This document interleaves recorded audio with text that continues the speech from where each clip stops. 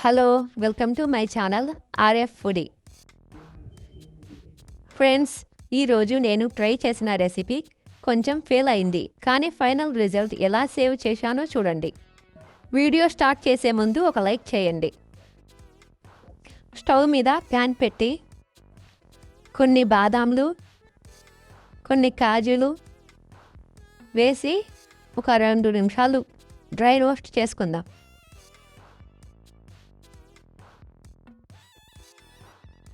Half bowl sesame seeds కూడా వేసి dry roast చేసుకుందాం.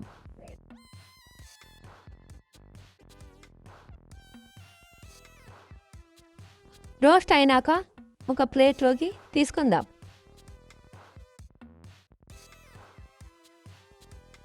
అదే ప్యాన్లో ఒక చెంచా నెయ్యి వేసి నెయ్యి మెల్ట్ అయినాక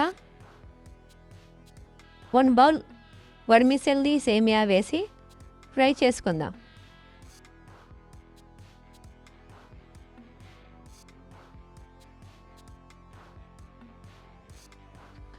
సేమియా ఫ్రై అయ్యేలోపు కాజు బాదాంలు డ్రై రోస్ట్ చేసుకున్నవి అవి చిన్న పలుకులుగా రావడానికి ఒక మిషన్లో వేసి చిన్నగా ముక్కలు ముక్కలుగా ఎలా చేస్తుందో చూడండి. ఈ మిషను ఇలా చిన్న చిన్న పలుకులుగా చేసుకొని రెడీ పెట్టుకుందాం.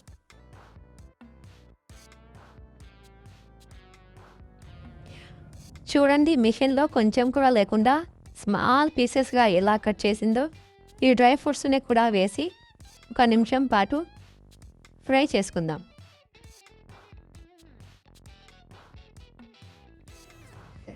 ఈ మిశ్రమంలోనే 3 table spoon of milk made వేసి అంతా ఒకసారి కలుపుకుందాం.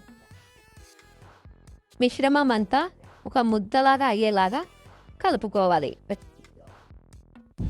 స్టవ్ ఆఫ్ చేసుకొని దించుకుందాం. ఇంట్లో ఉన్న కేక్ బౌల్ తీసుకొని 2 పార్ట్స్గా ఉంటే ఒక పార్ట్స్గా కట్ చేసి డివైడ్ చేసుకున్నాం. దాంట్లో బటర్ పేపర్ పెట్టి బాగా సెట్ చేయాలి. నేను ముందుగానే చాక్లెట్ని మెల్ట్ చేసి పెట్టుకున్నాను. దీన్ని ఆ బౌల్లో వేసుకోవాలి. ఒక లేయర్ వేసి స్ప్రెడ్ చేసి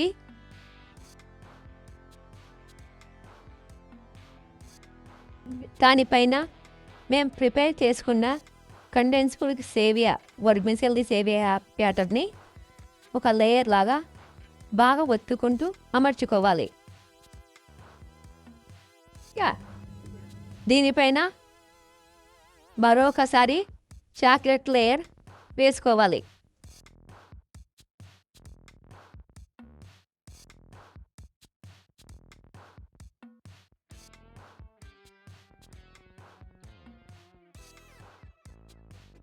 ఇది బాగా సెట్ చేసి స్ప్రెడ్ చేసి అంతా బౌల్ని ఒకసారి బాగా సెట్ చేసి ఒక రోజంతా డీప్ ఫ్రిడ్జ్లో పెట్టేయాలి.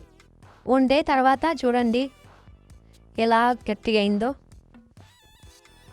తర్వాత దానిపైన ఉన్న పేపర్ని బటర్ పేపర్ని తీసేయాలి. ఇప్పుడు దానిపై సేవియాని మీరు ప్రిపేర్ చేసుకున్న సేవియాని వేసుకోవాలి. అంతే. చూడండి ఎంత బాగా వచ్చిందో.